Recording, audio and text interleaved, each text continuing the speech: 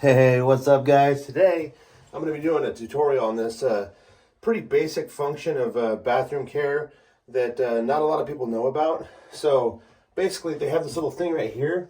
It's called a toilet paper roller, and what you can do is you can take these rolls of toilet paper. I don't know if you guys have seen these before, but you can take them, and instead of putting them up here on like this towel rack thing, what you can do is you can actually take this one off, because it's empty, right? You can take it off and then you can throw it in the trash. And then what you can do is you can take this toilet paper roll and put it on this toilet paper roller. I'm going to show you how to do that real quick. So the first step you want to do is you want to kind of push this to the side, okay?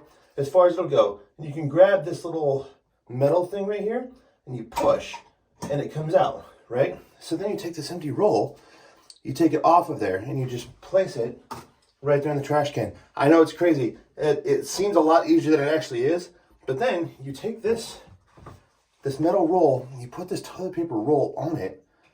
You slide around the end like that, and you take this end that's sticking out, put it in the other side, push again, and you can lock it right into place.